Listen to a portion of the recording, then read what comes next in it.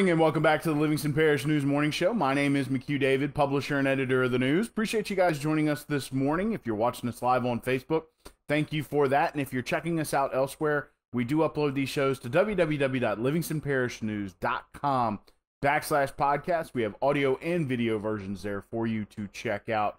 Either way, however you're listening to us this morning, we do appreciate it, or whenever you do check these shows out. There's an accident on I-12 at Sherwood. It's causing backups nearly to O'Neill. Also, some minor delays getting on the interstate at Range Avenue. Heavy delays at the 10-12 split. Of course, that's causing some extra problems this morning. Excuse me. 4-H Club Road, River Road, and 190 are flowing. That may be your best bet to get into Baton Rouge this morning. You're also looking at 64 is flowing as well. School traffic just starting this morning as we're kind of getting late into the school day. Starting an hour late today because of Hurricane Zeta and its effects. A lot of people have asked, why do the schools start late or don't have school at all because of things like Zeta or ice or that kind of thing. The big thing to remember is that there are a lot of rural residents in Livingston Parish. And there are some times when there's heavy rains or ice or things of that nature, it's almost impossible for the buses to get to those people or perhaps get back out of those neighborhoods. So a lot of times they have to take, this would be the Livingston Parish school system has to take extra precautions when going to get kids, and sometimes they can't go at all. So this is one of those cases where they wanted to give it an extra hour, let some of that water drain out, see if there were any down trees on paths, bus paths, and that sort of thing. So again, school's starting an hour later this morning. Keep that in mind. Some of that heavier traffic that you get around the high schools is going to come later in the day, probably closer to 8:15.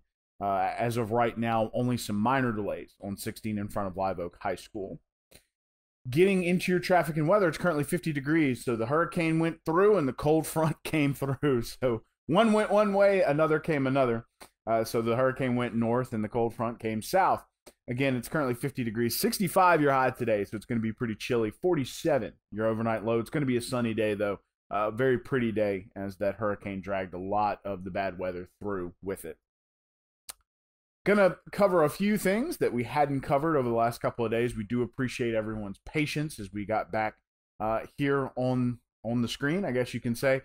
We did have a short in one of the pieces that connects the camera or my camera to the computer.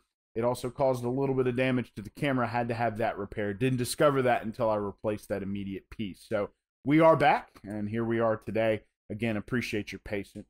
On Monday, Miss Amy Coney Barrett was, I guess you could say, sworn in. I don't think you can guess. She was sworn in Monday evening. Sorry, that was so many days ago. It feels like a lifetime. She was sworn in Monday night. And is now a Supreme Court justice, having replaced Miss Ruth Bader Ginsburg, who did pass away earlier, not too long ago, actually. So went pretty quickly through the nomination process and quickly through the confirmation process. That ended Monday night, and she was confirmed before the election. Speaking of the election, next Tuesday, actually, November 3rd, not too long from now, just about 5 days. Currently, it does not look like, and in fact, it's pretty much dead at this point, that there will be any kind of stimulus before the election. Between the White House, the Treasury Department, and the House of Representatives, just nobody could come to an agreement on what that should look like, and that has fallen to the wayside as we look towards November 3rd for the election. Yes, Ms. Boho. A lot of people do not, but there are a lot of dangerous places where the buses have to go. And good morning, Miss Karen. Thanks for joining us. Speaking about that election, roughly 31% of Livingston Parish registered voters. There's about 87,000 registered voters in Livingston Parish. 27,358 voted early. It's good for 31%. And that reflected just about statewide. Statewide, there are pretty close to 3.1 million registered voters, roughly 3,098,000, and almost a million voted. It was roughly 30% of the total. So big early voting turnout this year. Going to be looking towards the November 3rd date to see how many people show up on that date. There is some speculation that a lot of people went early to try to be able to participate in mitigation efforts, maybe make it a little easier to vote. There are concerns among political pundits how many people are going to show up on election day. And of course, that swings both ways. There are people who are concerned about the coronavirus that are afraid there will be a surge. In 2016, it was a 70% voter turnout here in Livingston Parish.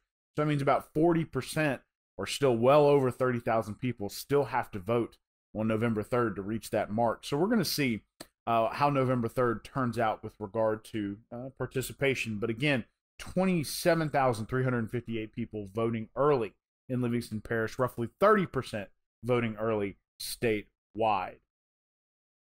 Getting into your COVID-19 statistics real quick, 181,443 cases, 5,676 deaths, and 2,734,022 tests. In Livingston, 168,634 have recovered, 613 hospitalized on 80 ventilators. In Livingston Parish, 4,221 cases, 80 deaths, on 46,335 tests. There was a lot of confusion, and we never really got a chance to talk about this because of the equipment malfunction, but there was a lot of confusion about the 7-day petition that was signed by the legislature and sent to the governor. According to the Attorney General's opinion, that was supposed to be binding almost immediately.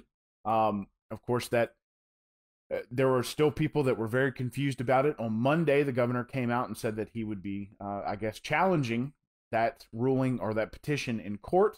We're not sure how quickly that's going to go to court. And so far in public, there's been a lot of, there have been people who've taken it to heart, and there have been people who have completely ignored it. So it's a very interesting situation, just kind of based on the way that you take, how seriously you take the COVID-19 restrictions. A lot of corporate entities continuing to enforce those mitigation efforts, because a lot of those come down from national headquarters and things of that nature. So they're sticking to their guns on that one. So going to be interesting to see what happens in court between the governor and the legislature over the 7-day petition. The legislature, of course, has wrapped up their special session, adjusting spending bills and trying to keep that extra tax on unemployment from cropping up for business owners. So far, they've been able to avoid that. We're going to see how that goes in the future. Of course, unemployment is dipping just a little bit every week, getting down closer to pre-COVID numbers. Still not quite there. A lot of that due to the restrictions on restaurants and bars that are still keeping a lot of people out of the workforce. That seems to be a big reason why people are pushing for another petition. As of right now, this one lasted 7 days. It'll last through tomorrow. So Saturday, we will return to normal COVID-19 restrictions. So it's going to be interesting to see where things go from there, again, as the legislature has adjourned from this special session. The governor did also veto 2 of the COVID-19 bills that were supposed to mitigate, I guess you can say, his emergency powers. There were a few that did reach his desk. He vetoed all of them. Nothing made it to him with a veto-proof majority. So a couple of the quotes that the governor has thrown out is that it's his job to protect those who can't protect themselves, and that there are vulnerable people out there. And of course, one of the things that we learned back in June was that our secondary surge was caused by a lot of people at bars and due to contact tracing. That surge, of course, lasted until the end of July before things started to really get back in shape, I guess you can say. Of course, there were several testimonies from CEOs of local and heads of medicine from local hospitals that said, we're about to get overwhelmed. This is about to get bad.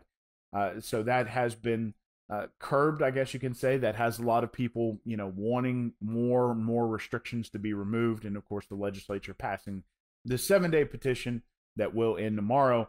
But we're going to see what happens as we move into the winter months. People end up inside a little bit more. Plus, we're about to deal with flu season, so it's going to be a tough road here during the winter. But again, governor has rejected most of those bills that came to his desk. Some of them didn't even make it to him. They either died in committee or were deferred and never made it past either House floor. Getting into those mitigation efforts real quick, talking about a tough winter coming up. Please remember to wash your hands with soap and water for 20 seconds or more. 6 feet or more of distance between yourself and others in public. Wear a mask. It is a mandate. At least it is a mandate as of about 5 p.m. tomorrow. Control your cough and sneezing with an elbow or a tissue, preferably your own elbow. Don't touch your face, my favorite one. 50 or less to a gathering, and stay home if you're sick, and utilize telehealth to get in touch with your doctor. Please remember there is an accident on I-12 westbound at Sherwood. It's causing some delays. Also some minor delays in Livingston Parish as you get up on Range Avenue. There's delays at the 10-12 split as well. However, 4-H Club Road, River Road 190 intersection is flowing. 64 flowing into Central with some minor delays on Greenville Springs Road. It's currently 50 degrees. Going to be a beautiful day. 65 your high today. Sun's going to be out. 47 your overnight low. Please remember to be careful on the highways out there, especially in southern Livingston Parish. Zeta did bring some heavy winds. Could be some limbs or trees, whole trees on the road. We're going to be trying to find out where there may be some damage this morning. One last time, my name is McHugh David, publisher and editor of the news. Appreciate you guys joining us this morning for the Livingston Parish News Morning Show. Want to remind folks that we are on Facebook, Twitter, LinkedIn, Instagram, and YouTube. We are once a week in print on Thursdays at $7 a month to get that in your mailbox. We're also online, www.livingstonparishnews.com. We have a coronavirus page, which is free, a breaking news page, which is free, and our podcast page is free as well. We have audio and video versions for you to check out.